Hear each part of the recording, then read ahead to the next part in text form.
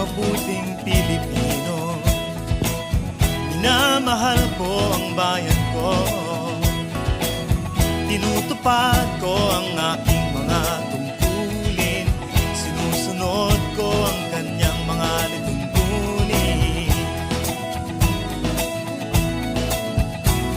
Tumatawid ako sa tamang tawiran, sumasakay ako sa tamang sakayan, pumipila at di nakikipag-unahan, at di ako masiga-siga sa lansangan. Nagbababa at nagsasakay ako sa tamang sakayan, di nakahambalang parang walang pakialam.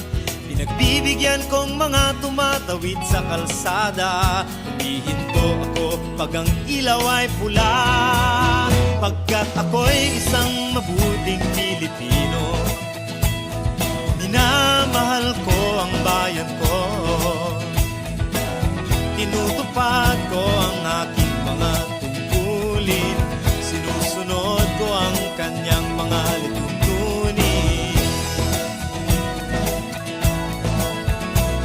Di ako nangungutong o nagbibigay ng lagay, tiket lamang ang tinatanggap kong binibigay.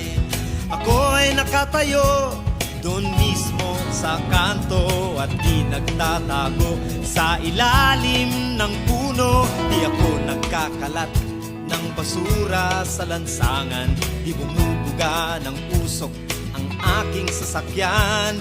Inaayos kong mga kalat sa basurahan, inalagaan kong aking kabaligiran, pagkat ako'y isang mabuting Pilipino. Minamahal ko ang bayan ko, tinutupad ko ang aking mga tungkulin, sinusunod ko ang kanyang mga lituntunin.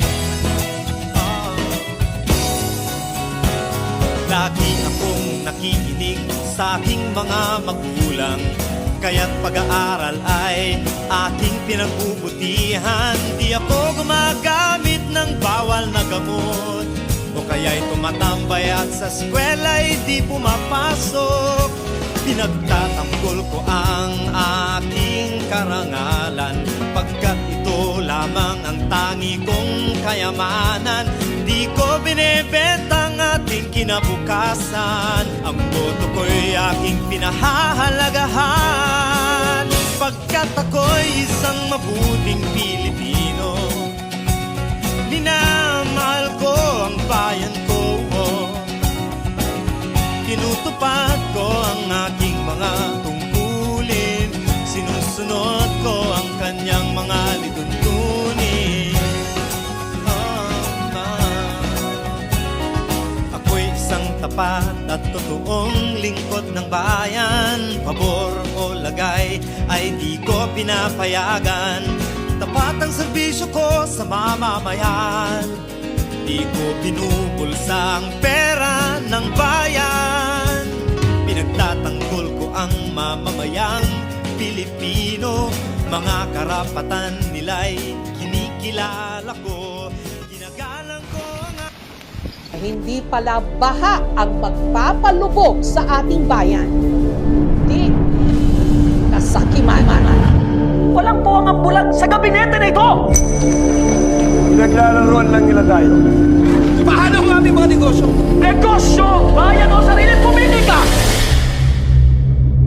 Paano ninyo nasisikmurang pag-usapan ng negosyo kung mga alipin tayo sa sarili nating bayan? Hindi, hadas! Nasisikmura ba ng gabinete ang ganitong kataksilan? Wala! Mga kapatid, mayroon tayong mas malaking kaway ang ating sarili. Kailangan natin ng isa. Pinaglalaban kong